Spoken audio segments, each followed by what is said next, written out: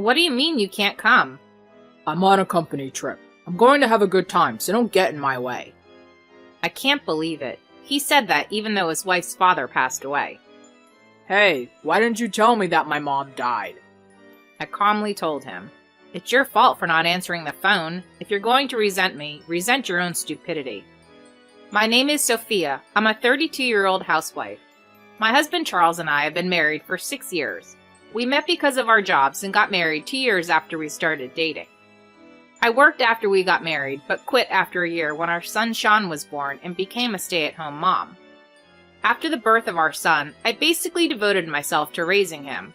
But when he turned 2 years old, I started working part-time to save money for future tuition and other expenses. My husband is very busy with work and rarely helps me with housework, but my mother-in-law often supports me instead. When our son was born, we started living near my parents-in-law's house, which made it easier for my mother-in-law to come. Thank you for helping me all the time, Valerie. It's fine. I'm bored anyways. My mother-in-law used to take care of my son while I was working part-time. She was really helpful when the daycare was closed and I couldn't take him there. My mother-in-law was always kind and treated me like a real daughter. My father-in-law was also a wonderful man, and I loved him very much. So living near my in-laws was not a problem for me. In fact, it made me very happy. Sophia, your food is always so good. You're a better cook than I am, aren't you? No, not even close. But what is Charles doing while you're here cooking delicious meals for him? Well, he's always working late. But then again, Sean is still a little boy and at the age when he wants to play with his father, isn't he? My husband always worked overtime and often came home late at night. I used to make dinner for him, but one day he said to me, "I feel bad if I don't eat your food, so I do. But if I eat too late at night, I don't feel well the next day, so you can stop cooking for me." He said he would only call me if he came home early and needed dinner, so I basically started preparing food for my son and myself. But my son is still small, so I always end up with too much food. My mother-in-law, perhaps out of concern for me, sometimes has dinner with us. If I eat with my husband all the time, I get bored. It's a lot of fun to eat with you and Sean. Isn't your husband jealous of you? Yes, he is. That's why I make up excuses sometimes. My mother-in-law laughs as she tells me this. Thanks to my mother-in-law, I don't miss my husband when he comes home late, or when we don't get to eat together as often as I'd like. I lost my mother before I married my husband, so my mother-in-law was like a mother figure to me. I don't want to say this directly to my mother-in-law, but I had a good relationship with my parents and all like that. But circumstances can change out of the blue. One day, my father-in-law became ill and needed nursing care. My mother-in-law seemed to be very upset about this, and she had to stay with my father-in-law for a while. I often went with my son to check on my parents-in-law, and it seemed that my mother-in-law was having a hard time taking care of her husband. Valerie, aren't you tired? I'm okay. I'm sorry I haven't been able to take care of Sean. You must be busy taking care of him and working, right? You don't need to worry about that. You should think about getting some rest. And if you need me to help you with anything, please, don't hesitate to tell me. Thank you. I'm feeling better just by having you by my side. My mother-in-law tried not to show me how tired she was, but I could tell from being around her that she was still having a pretty tough time. So I asked my husband to go check on her. Your mother seems to act tough around me, and I think she's pushing herself too hard. So why don't you go see her sometimes by yourself? If it's just her own son, I'm sure she'll be able to relax. But when I told my husband this, he responded in a surprising way. I don't think I need to go. It's too much of a hassle and there's nothing I can do. I can't do the housework, I can't take care of him, and I'd just be in the way, wouldn't I? Did you hear what I said? I'm just saying that it would be easier on your mother if you, her son, was around her. No, I don't think it would change anything. I'm tired from working late every night, so at least let me rest on my days off. My husband said that and didn't go to his parents' house after all. He spent the whole time lounging on the couch at home, and when I thought he was getting ready to go out, he said he was going out with his friends. I became more and more disillusioned with my husband. I thought he was always working and didn't care much about me or our son, but when I saw him putting himself first and not showing any interest even when his own parents were going through a hard time, I thought he was a terrible person. Then my husband found out he was going to be sent out of the city for work. It's in a rural area, but it's an urban area, so it sounds like a lot of fun. It's cheaper than LA, and I'm really looking forward to it. I see. I was looking at my husband with a subdued eye as I rejoiced. I guess he doesn't like being nagged by me about seeing his parents and playing with his son, so he's happy to be free from those days. But to be honest, I was glad he was leaving too. I think I had come to dislike him completely. No, I don't know if it was to the point of dislike, but I thought it would be better to keep my distance from him. From then on, I lived with my son alone.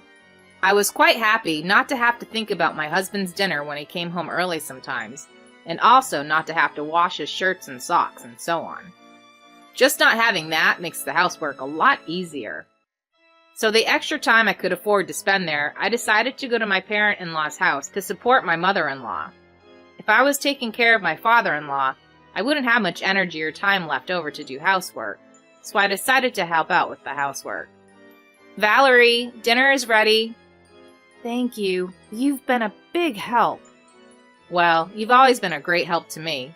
Sean and I haven't had dinner yet, so come join us. Oh, that's so nice. It's going to be lovely. My mother-in-law seemed to find it comforting that she could eat with us. She was eating with a very relaxed expression on her face.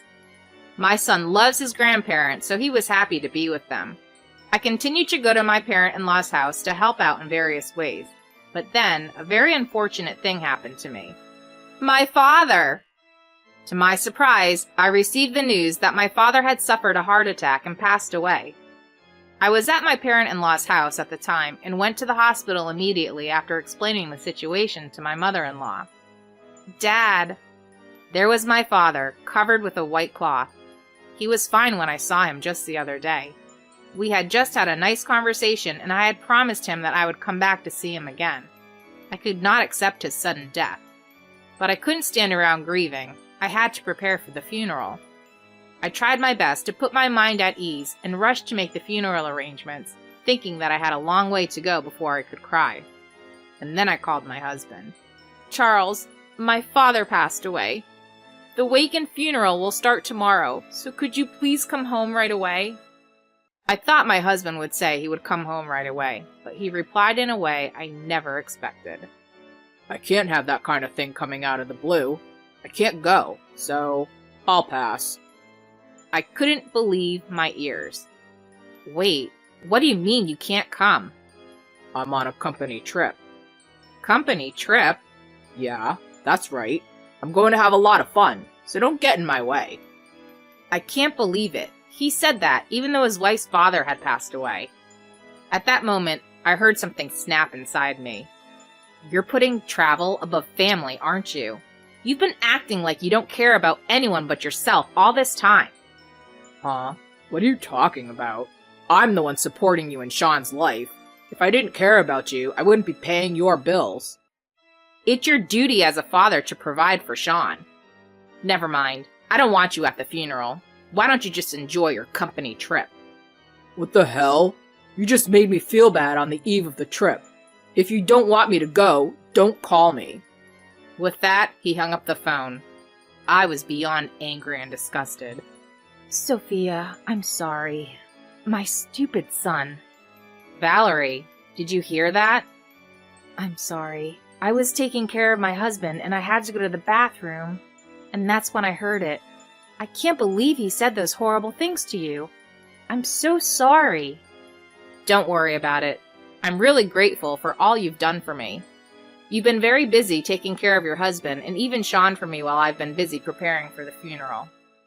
I really wish Charles would come home soon, but I didn't expect much from him. Seeing me looking so unhappy, my mother-in-law seemed to have a thought. My husband and I thought we had raised him well in our own way. But looking at his attitude towards you, I'm not sure if he's been properly disciplined. I know this is not something a husband's parents would normally say, but Sophia, I wish you all the best for the rest of your life. I'm sure nothing you will do will change my stupid son's mind. There may be many obstacles, but if you want a divorce, get one. My husband and I won't say anything about it. Valerie? After my mother-in-law told me this, I decided to rethink about my husband. But first, I need to focus on my father's funeral. With my mother-in-law's support, I was able to hold the funeral and see my father off properly. After the funeral, I felt a surge of sadness and cried into my mother-in-law's chest. If it had not been for my mother-in-law, I would have gone insane. I regret my marriage to my husband, but I think that meeting my mother-in-law was a treasure for me. But life is truly cruel. 2 days after my father's funeral, my mother-in-law passed away. She was involved in a car accident. My father-in-law and I were both devastated at the news of her death because she was like a real mother to me, and the shock was so strong that I was in a state of despair for a while. Then, as I began to regain my composure, I immediately called my husband. But no matter how many times I tried to call him on his phone, I couldn't get through. Why? Why isn't he answering? I was frustrated. No matter how many times I tried to call him, he wouldn't pick up. I left voicemails, I sent numerous messages, but he never returned my calls, and my messages were never even read. But I didn't have time to wait for an answer that never came. I talked to my father-in-law and immediately proceeded with the funeral arrangements. My father-in-law is in a wheelchair, so it was up to me to make the arrangements. It was so sad that I had to do my mother-in-law's funeral when I had just finished my father's funeral a few days before. I couldn't keep up with my emotions. Still, I had to make sure my mother-in-law was well taken care of. With this in mind, I held my mother-in-law's funeral. Some of my relatives asked me, "Why didn't your husband come?" So I answered honestly, and everyone was stunned. What the hell is he doing? Going on a company trip and not being in touch when his mother dies? I heard he didn't even show up for his wife's father's funeral. Word of my husband spread through the extended family, and he was beginning to be hated by everyone. But I never felt sorry for him. I tried to contact him several times, so it was his fault for not being able to reach me. Then I learned a surprising fact. When one of my relatives heard that my husband was on a company trip, she tilted her head and said, "Hey, speaking of the company Charles is with, the company I work for is a business partner of his, though they were all there when I went to work the day before yesterday." "Is that really true?" "Yeah, but did you say Charles was working out of the city? Maybe it's a company trip to that branch office." "Well, that was never mentioned, though."